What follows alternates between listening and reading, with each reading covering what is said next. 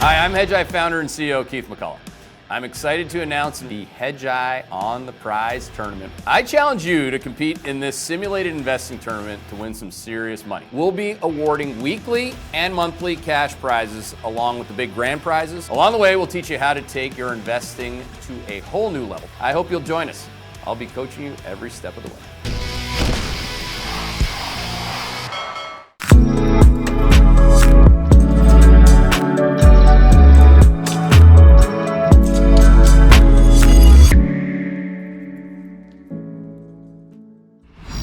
I'm Keith McCullough, and welcome back. This is conversation number 2, and I get to have it with one of the real gentlemen in this business and somebody who clearly is not afraid to tell you what he thinks. He's not, you're definitely not the old wall type, Ben, so thank you for joining us. He is the Ben Hunt.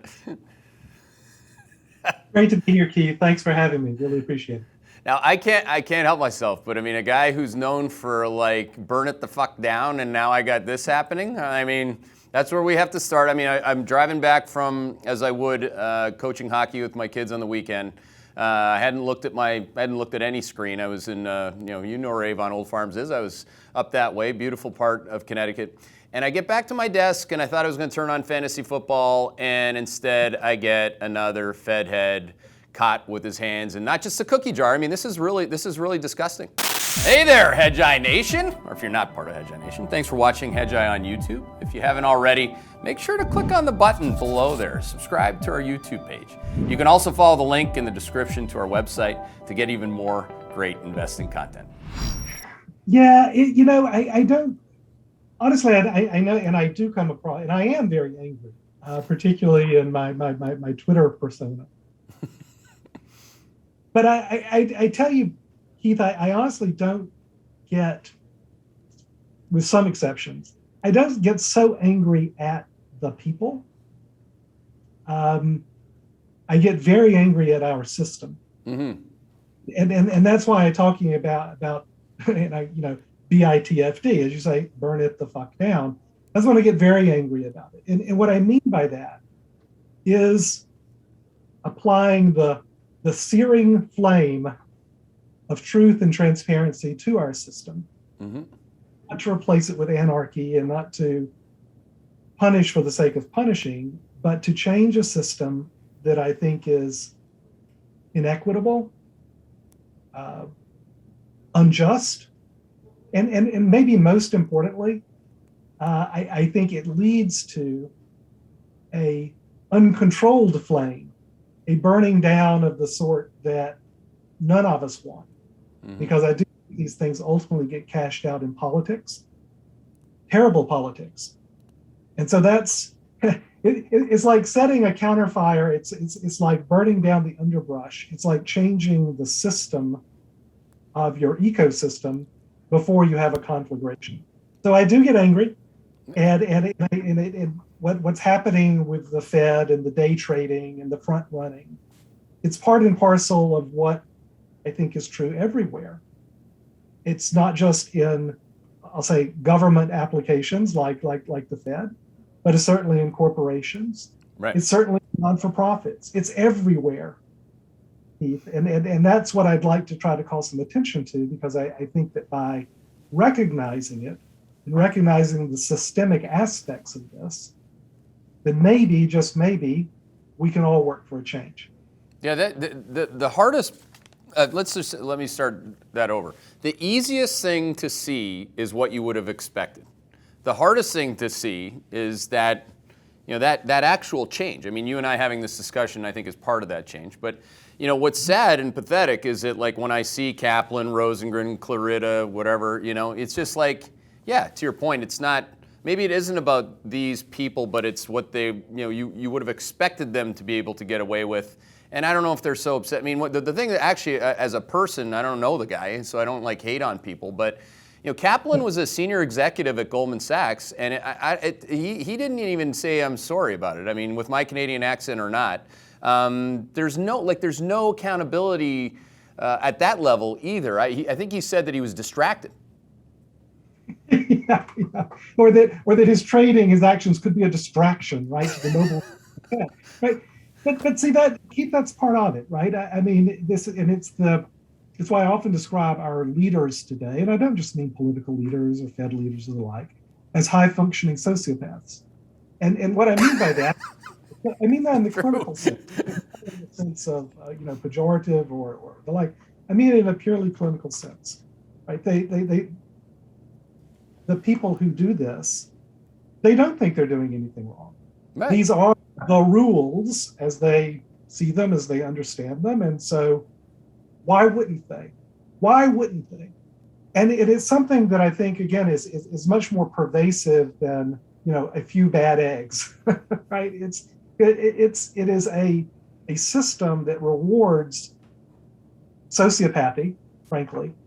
It's a system that rewards the ability to compartmentalize so that you can tell yourself and believe what you're telling yourself that this is fine. Yeah. That it's perfectly fine to, day trade E-minis at $1 million a pop when you're, a member of the FOMC, or Eric Rosengren saying, yeah, I'm going to day trade mortgage REITs. I'm going to trade in and out of mortgage REITs when my organization is the one that is determining almost exclusively, right, the performance of mortgage REITs. So, it's the sort of thing, and I think this is what gets people, this is what frankly makes me angry. And in that what needs to be burned down is that in the same way that they can say with a straight face and tell themselves that, oh no, this is perfectly above board, I didn't break any rules. A junior analyst at Citi who traded her PA, her personal account, in the same way that Rosengren or Kaplan traded their personal accounts, she'd be fired. Yeah, fired immediately. And blackballed from the industry, right? I mean, you can't have a black mark against your name in your records, right? If you're some registered person in financial services, you'll never work again. And yet these guys is like, all right, I'll retire for health reasons. Rosengren or Kaplan is, well, I'm sorry, I was a distraction. I'll go back to day trading my millions. And look, I'm all for people being rich. I really am. I'm a capitalist. I want to be rich. I want us all to be rich. Trade your freaking account after you're in government, not while you're there setting the policy. But look, it's true everywhere, right? It's true for not-for-profits. It's certainly true for. Look at our current Treasury Secretary. She took $800,000 from Citadel alone, and we should get back to Citadel and Ken Griffin and Robin Hood and the like. Right? She took $800,000 for 3 speeches, from Citadel between the time when she was Fed chair and when she was named Treasury Secretary. Again, look, you want to cash in? Again, more power to you. Right, Ben Bernanke is getting whatever millions he's getting a year from Citadel. God bless, right? But you can't both be in government. You can't both be the regulator and taking money, vast sums of money, from the people you're regulating. It offends me. Right, the mendacity behind it, and then to say, "Oh no, it's all fine, it's all good." Yeah, it's like, and it gets right. That part, that last part, which you hit on multiple times, I think that's what really pisses people off. They sadly expect that, but when they see it, they're like, yeah, of course. But it's the guilty have no guilt. The CNBC didn't say one fucking word about this, like, for real. Steve Leisman toes around like whatever with all these guys at the Fed and gals at the Fed and in government, and they don't say anything because they cut off their access to the only, I don't know if that's the only content they have. They feel like that is the most valuable, that they cannot, the journalist side of it, it's terrible. And it's not just CNBC, it's Bloomberg, they're not willing to hold these guys to account. So like when I think about burning something down, like I know what I'm doing. Like I know how to do that. But you can't burn that down. That conflict of interest between old wall media and these people that have have done everything that you just said. That's is it even remotely possible for that to come undone? Well, I think it is. I think it is, Keith, because I do think that you're seeing an enormous disintermediation of every piece of media communications. So not just the disintermediation in the form of blogs and Substack and the like, but frankly, the disintermediation of advice. Right. All sorts of information, right? Your company is a disintermediary force.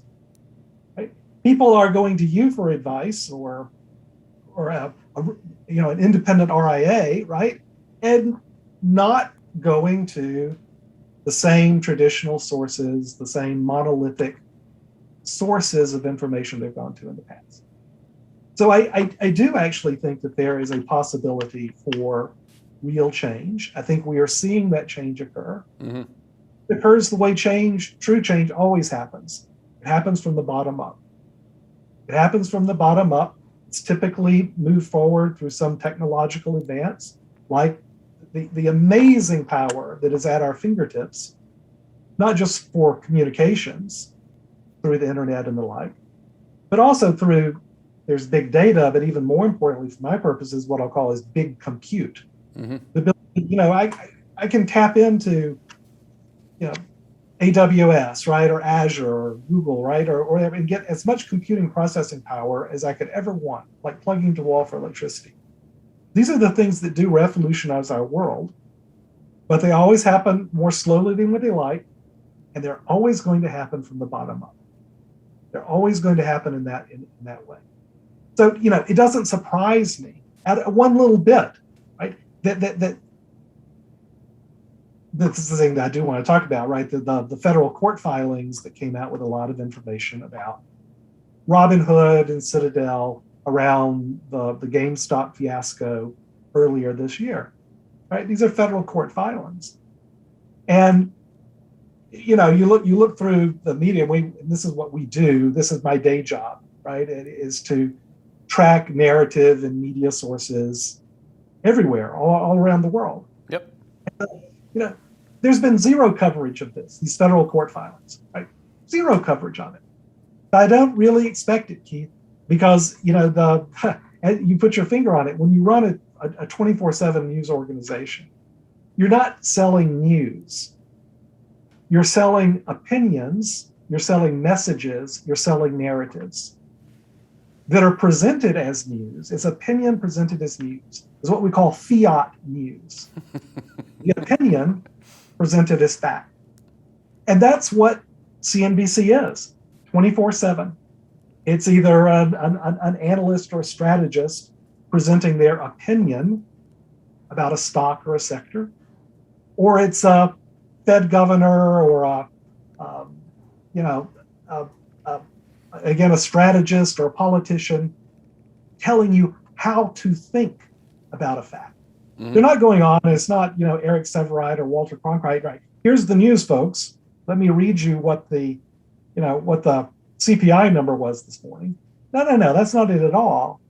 It's getting a series of people who come on and shake their finger at you and tell you how to think about that CPI number. Yeah. That's what we traffic in. That is narrative. Those are the stories that drive us. And what's hopeful to me, though, today is that there is the power through a media force like yours, Keith, right, or mine, to tell a different story. That encourages me. And we have technology today to actually measure the stories that they're trying to put in front of us, the wool they're trying to put in front of our eyes. For me personally, that resonates with my life big time. I mean, to actually just be differentiated by seeking the truth and talking about it every day, I mean, this isn't opinions of truth. Rate of change data, or the secret to the universe, which is affectionately called calculus. That's not, when we talk about these things, we're not talking about opinion. Yeah, I can be loud and I can rant and you can too, but the fact of the matter is that those facts can't really be restated. Neither can, like you said, court filings, federal court filings. I mean, who wants to read those? Who would really want to know what's going on? I got a certain situation I'm intimately familiar with, where the actual court rulings are different than what different people are willing to believe or being led to believe until a court files a summary judgment. I mean, that's people want to believe certain things, and I wonder if we're still the minority. I can't believe we are. We're in America, for God's sakes. I mean, I'm just a chubby Irish Catholic guy in America, for God's sakes. I'm just like, I can't believe that we're in the minority seeking truth. I mean, empirical truth versus some narrative that you need to believe for somebody to look bad or otherwise. I can't believe that do you believe that? No, I don't think we're a minority, but we're disconnected, right? What we don't have is the stitching of media and communications that allows us to talk with each other, at least not to talk with each other easily. This is, I like to, so let me back up a second. So in computer science, they talk about layers, right? You've got your database layer, you've got your application layer, you've got your user interface layer. And I was thinking about this the other day to try to understand what's happening in our world. And what I think is happening, and this is largely driven by, I think, two forces. One is technology, right? These are double-edged swords. I was just singing the praises of technology in terms of its disintermediation capabilities. Mm-hmm. But look, when you're talking about Facebook or Twitter or the like, as I'm going to describe here, these are tools of what I like to call the speculation layer. The speculation layer is what I think has now oozed over all of financial markets and the way we interact with markets. I think it's increasingly oozed its way over sports.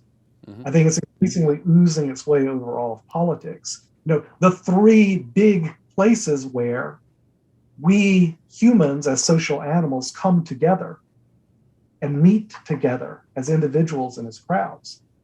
What I mean by the speculation layer is that markets have been turned into a series of bets where we think about markets as a bet. It's betting on everything all the time. It's not owning fractional ownership shares in a real world company making real world products with real world cash flows.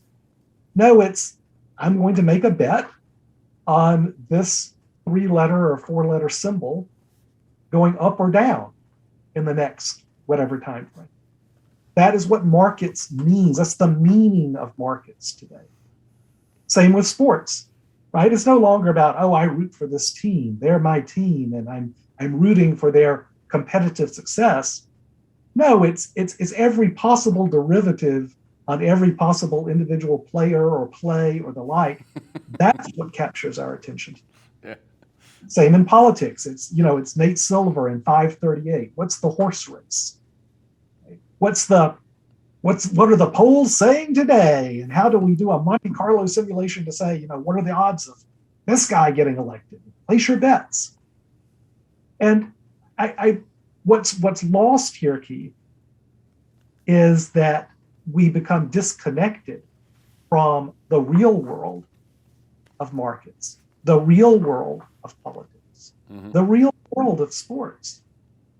And what is replaced by is what I'll call is the dopamine economy, because that's what betting is so good at. That's what Twitter is so good at, right? I'll hold it here's my smartphone. This is my little dopamine machine. That's what it is for me. Yeah.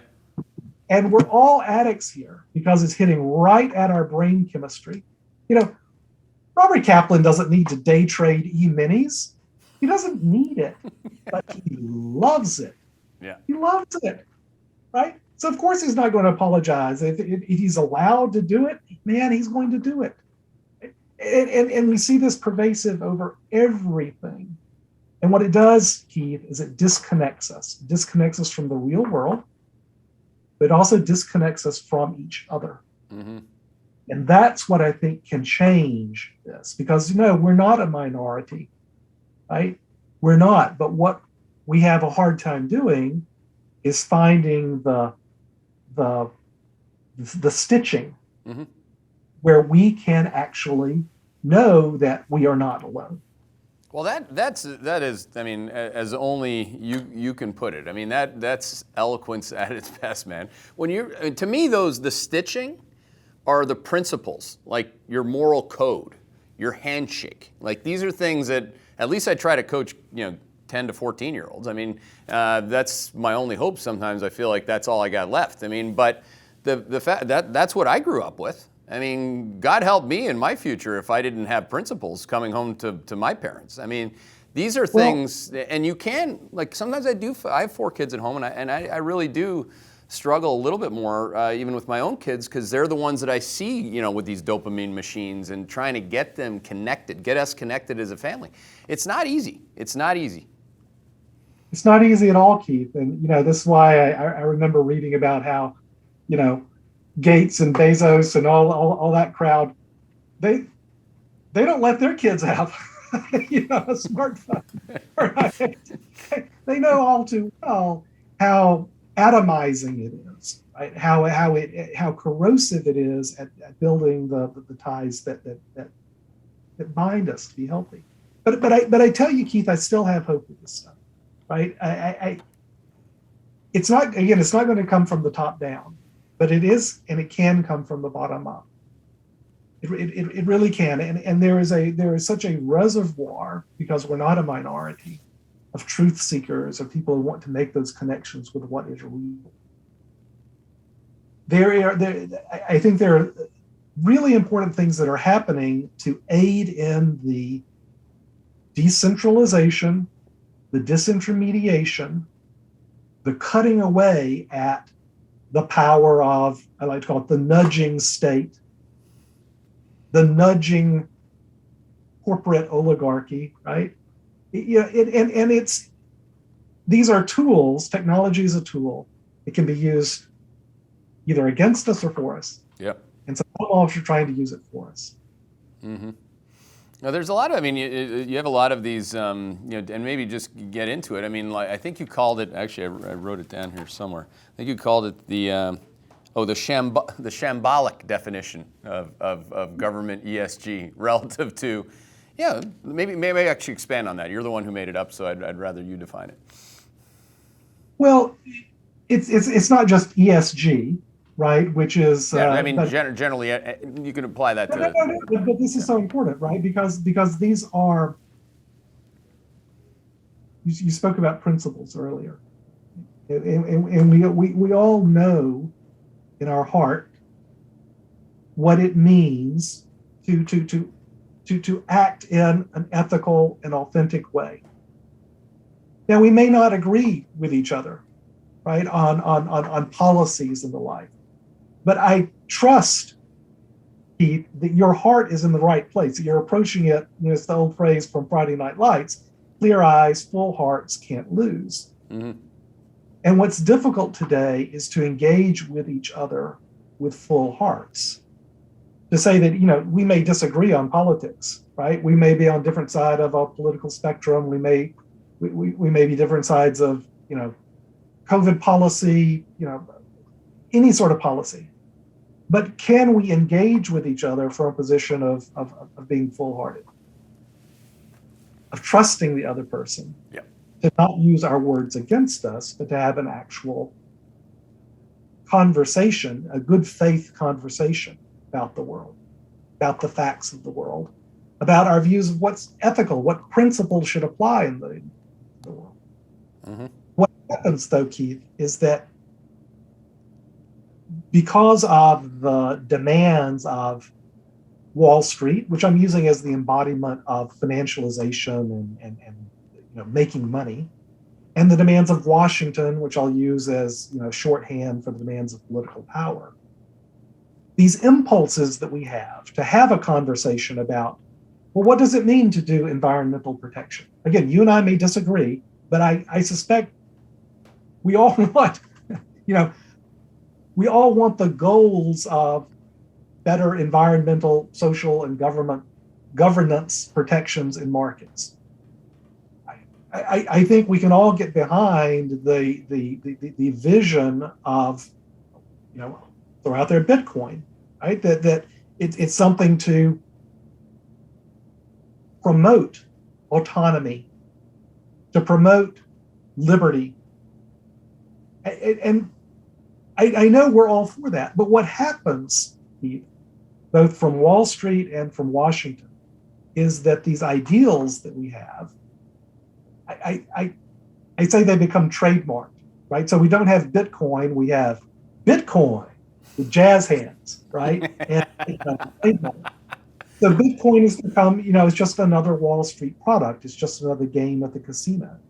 ESG, right? The notion, my goodness, it matters to me that real world corporations and their real world actions have standards for environmental protection, social good, and good governance, right? But then that gets bastardized, it gets jazz-handed into, oh, here's a measurement of ESG that is purely symbolic. In other words, it's a pro forma measurement that many of these corporations can achieve. And it's also a sham, right? Because it's also trying to present to us a not just watered down, but a false version of these, very, I think, important principles that we all started out with. Right? So this is what I mean, that we're not alone. All of us are looking for these good things. All of us are looking for liberty and justice for all. Mm-hmm. Right? Like we pledged as kids all those years ago. But they are transformed into these either investment products or political products through the force of social media and the creation of narratives. And that's why I say it's so important to present a different narrative. Right. Because if we can we can shine that searing light, right, of transparency on these false narratives, the narratives that are used to turn us into fodder and feed for political interest and corporate interest, well, then we can start doing something. We can start talking with each other. We can start dealing with each other.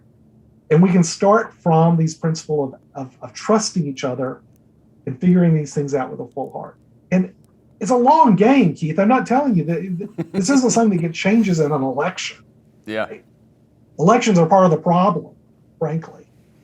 This gets changed from the bottom up over a period of decades. But those are the kinds of social change that are worth it. That's the only way that those kinds of social change have ever happened. Over a long term, from the bottom up, with people of goodwill, talking to each other and not being distracted by, not being sucked into the maw of 24/7 fiat news, which is just opinion telling you how to think about the world. Yeah, that was I was sucked into that a little bit, and I try to get away from it as quickly as possible. Me too, Keith. It's like Keith, that's part of how we're wired. Yeah. So the most popular note we've ever written is called about Gell-Mann Amnesia. Yeah. No, it's so Murray Gell-Mann was this physicist, yeah. And he was a big buddies with Michael Crichton, the author and film director. And so this is a story that Crichton would tell about his buddy Murray Gell-Mann, who apparently he was reading a front page story about physics, believe it or not, in the Journal or the Times, and he was talking to Crichton and said, "Oh my God, they got this story completely wrong. It's I'm just dumbfounded they got this wrong. And Crichton said, "Oh, I had the same experience. I was reading this Hollywood paper, and they got this story about a movie that I was making, and they just got it completely wrong. Causality reversed, facts messed up." And Crichton says, and he was talking to an audience, and this rang true for me as well. And I bet it rings true for you too, Keith, right? If you've ever been part of a newspaper article, or your company's been part of a newspaper article, I guarantee you read that article and you thought, oh my God, these people have gotten it totally wrong. It's completely wrong. I mean, I've had that experience. I bet you have too, Keith. Yeah. Where you know the real story, right? And then you see it written in the journal or a paper or something like that. You think, this is just totally wrong. Yeah, I got to call the newspaper. We got to get a retraction on this. Right.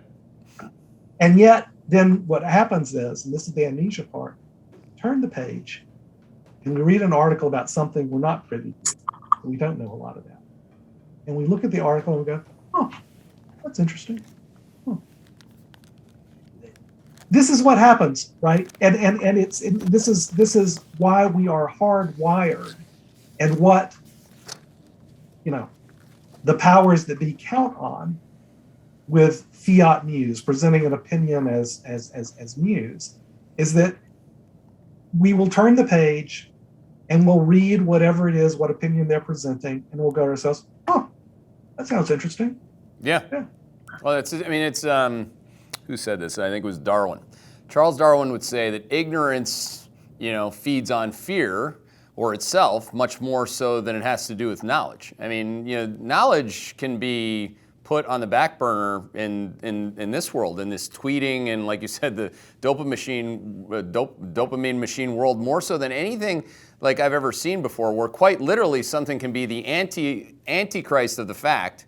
And as long as a person says it and has a reputation and says it forcefully, people believe it. That's just the way that it is. It's incredible. I think it's an incredible opportunity, obviously, because that level of ignorance should be capitalized on. That, to me, is capitalism. If you want to believe bullshit, I'm gonna do the opposite, and I'm gonna make money on that, especially if you're doing the opposite. So, to me, that's why I actually, and I'm sure many people, when you say do it with your hearts and trust me, I think a lot of people have a hard time, to see or to empathize with my believing that there should be a long and a short side of every story, and be okay with being on the short side of a story, or that companies are lying, or that people are, have conflicts of interest and have a self-interest to lie to you. But anyway, there's a lot to that, but you can see it all the time. You can, Keith. And what I would tell you is that from a perspective of developing, I'll call it investment strategies around what we're describing, what I often find is that it's in those situations where there is no short story, right? Or where there is no long story. Those, to me, are the most interesting investment opportunities. Right.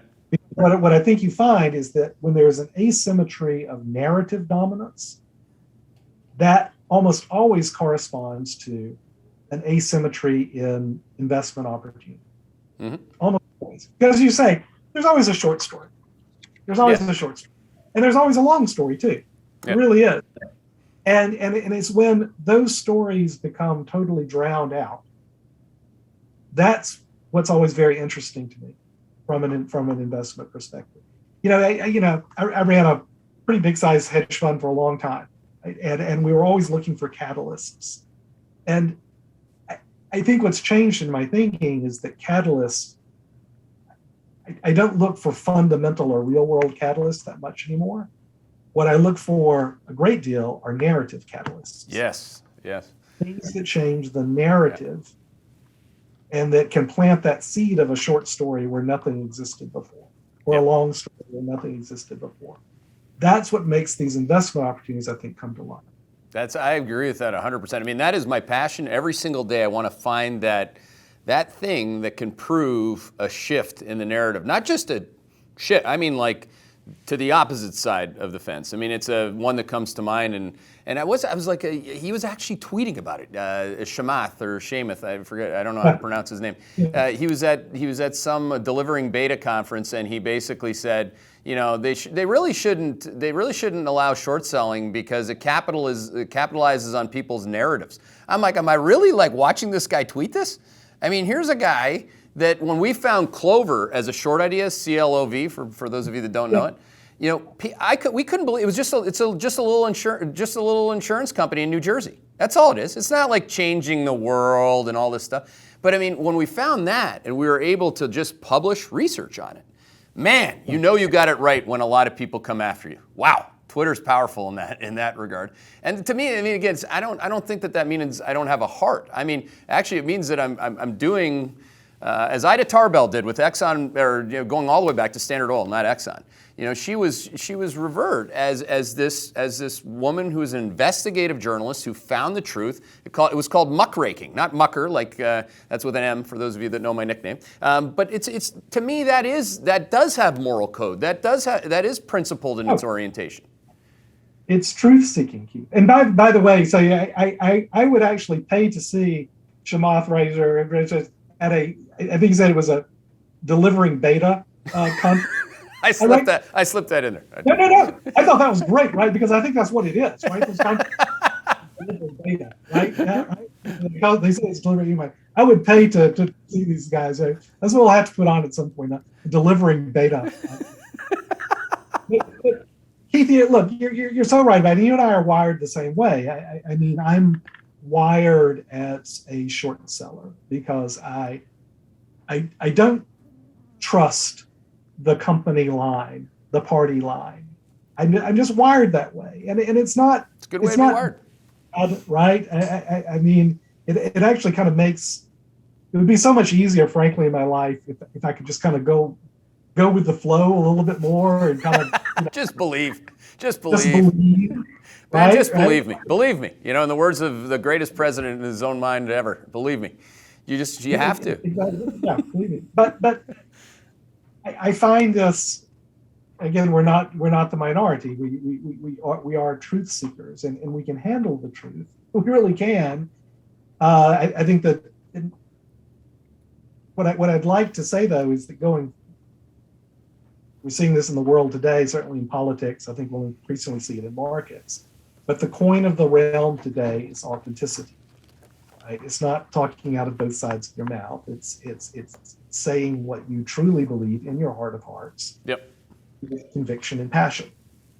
And I think that's what your team do, Keith. I know it's what we do with our team. And I think that's what creates success, frankly. That's the coin of the realm going forward. It's authenticity. It's not eyeballs. It's really not. Right? It's engagement, and engagement comes through authenticity. So I am hopeful for things to change. And what changes, Keith, is common knowledge. Common knowledge is a very specific term, right? And it means what everyone thinks that everyone thinks. It's driven by missionaries. You know, you mentioned earlier, just somebody with a big following can tweet something and a lot of people believe it and it just becomes true by dint of them saying it. And I think, though, that, you know, you're becoming a missionary, Keith. I think I'm becoming a missionary, right? Where and this is what I mean by, you know, it comes from the bottom up. It's using these same tools, these same media tools, the same ability to analyze today, which, you know, the data and the ability to process that data today, it's unbelievable, right? It's amazing. I just think it's particularly useful I mean, we can analyze fundamentals as much as we want. I want to analyze narrative and look for the changes in narrative because I think that's what both presents investment opportunities, but more importantly for me, can change the way we are thinking and perceiving about the world. And I think that's what makes for a really big change. I love it. I mean, I got in a pretty healthy debate with, just to use a real world example, and this is one that gets some people going because, you know, because David Rosenberg believes or had believed or Yeah. believes that the inflation is transitory, and he and I are back and forth. I said, well, have you looked at rental inflation? He said, well, there's no rent inflation. There's no, and I was like, oh boy. So I went to our REITs team and I said, hey, why don't we use our predictive tracking algorithms to scrape the data of the internet so that we're macro aware, and we do city by city now. We have guys showed on slide 42. This is the answer. There are no words there. I don't need words, Ben. I just have rate of change numbers. Like I said, rate of change numbers, rate of change, home price inflation in Tampa, Florida. These are rents up 29.5% year over year in the August number. Then I'll get the September number. That's knowledge. That's becoming macro aware. And that's not me saying, like, if David Rosenberg and I are going to get along and from our hearts have a good debate, then I got to be able to put that on the table and say, see, this is like good friends. Like, I mean, I think of you and I aren't buddies, but I mean, I could easily be buddies with you because I could put that in front of you, and I don't think you would be able to refute it, and then you could say the same thing back to me. There's something you said there that isn't actually true, Keith, and I'd be okay with it. I want to know the truth. I don't want to make shit up. Well, look, that's exactly the type of conversation and engagement that we can have on a small scale, whether it's you and me or me and Rosie, right? I similarly know well and the like. And I think we can have those sort of conversations. But when something, the issue today is that unless a missionary with real power, and in markets, Jay Powell is, the Pope, right, of all missionaries, right, when it comes to markets, right? And then you've got the cardinals, the Fed governors and the like, and they're missionaries, everybody on CNBC and the like. The sheer volume and strength of that inflation is transitory narrative, that swamps everything. So you can be right, Keith, about inflation, and you are, right? I've been talking about the same thing for a long time. This is how inflationary regimes shift. Yeah. This is how it happens, right? Yeah. This is how it happens. And we are in the middle of, a transition of a wage price into a wage price spiral.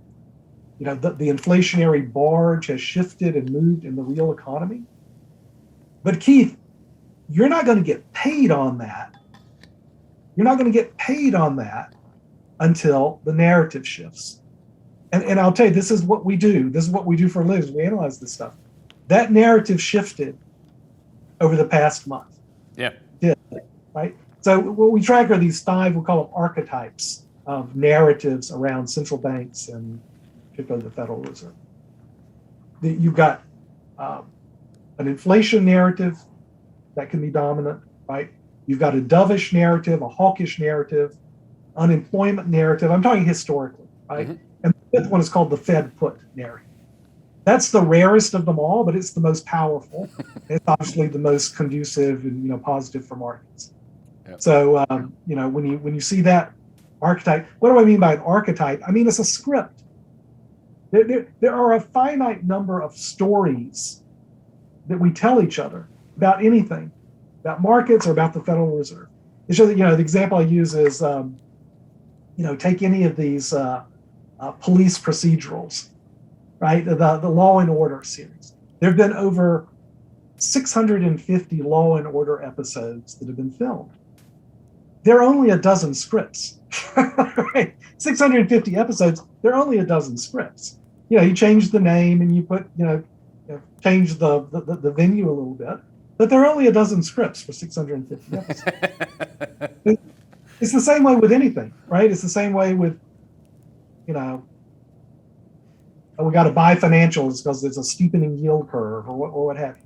But they're only a finite number, and we just retread them over and over again. Mm-hmm. So the point being that of these 5 narratives about the Fed, the one that is bad for markets, right, or is a signal that, we're now going to process all the information through a different market negative lens, is that hawkish narrative. Right. Does that mean that I think the Fed is actually hawkish? No, I think they want to be, they want to support markets.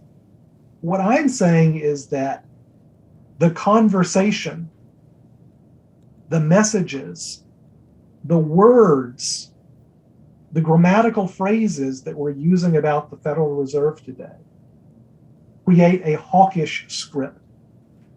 And so whatever piece of information comes up, whether it's Rosie presenting it or you presenting it or what have you, we will now see that information through that hawkish lens. And that will be a very different behavior than if we were seeing the world through a dovish central bank lens. So that same piece of information, that same chart you put up there, Keith, it's going to have a very different impact on how all the people, watching this show are going to incorporate that between today and how they would have incorporated it, a month ago. Mm-hmm. Yeah, even though the information is exactly the same. Mm-hmm. So that's why I say I'm really focused on seeing these shifts and change in the narrative, because that's when the fundamentals of the fact that you're presenting, that's when it matters. It's when the narrative shifts. That's well done. Well done. And hopefully I can call you my friend, man.